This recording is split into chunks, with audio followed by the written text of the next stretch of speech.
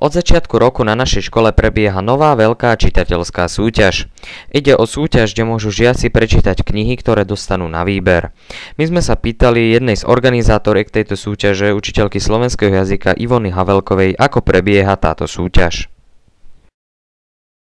Veľká čitateľská súťaž je nová súťaž, ktorú sme zaviedli na našej škole od septembra tohto školského roku. Pravdu povediac sme sa nechali inšpirovať inou základnou školou, kde takúto súťaž vlastne pre deti už majú. Súťaž je určená pre žiakov 2. stupňa základnej školy alebo pre tzv. Teda to malé gymnázium, teda pre deti od 10 do 15 rokov. Súťaž prebieha celý rok. V tom je taká zvláštnosť. Počítame, že bude mať nejakých 7 kôl a prebieha vlastne tak, že každý mesiac zverejníme na špeciálnej nástenke knihu, ktorú majú deti prečítať. Majú ju prečítať a potom si majú od svojej slovenčinárky vypýtať také súťažné úlohy, ktoré vlastne teda ak odpovedia na tie súťažné úlohy, tak je teda jasné, že tú knižku prečítali. No čo je vlastne cieľom tejto súťaže? Samozrejme, to je jednoznačné. A čo nasleduje potom, keď žiak prinesie prečítanú knihu? Beletrie. Snažíme sa vyberať také knižky, ktoré majú nejakú úroveň, majú nejakú kvalitu a snažíme sa aj, aby boli zachytené rôzne literárne žánre.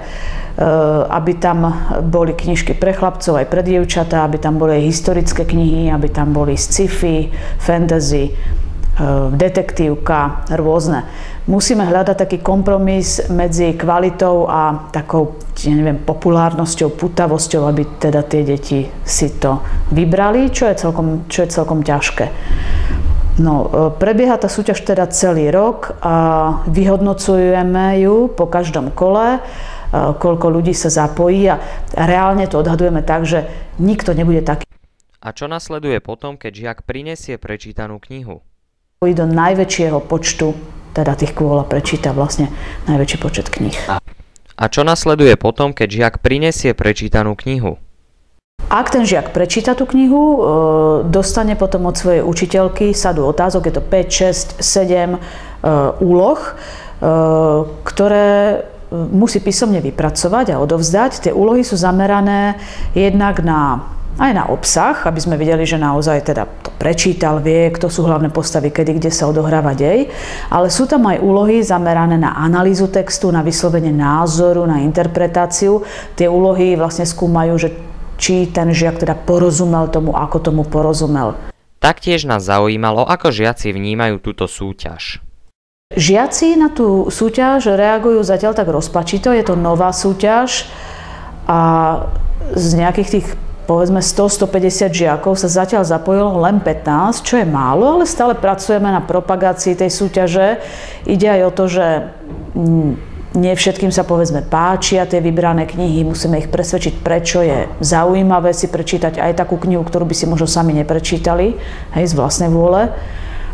Takže to je taká výzva, prosto na tomto pracujeme. Ale čo veľmi pomáha, tak je to, že o túto súťaž prejavili záujem študenti Veľkého gymnázia zo Septimy.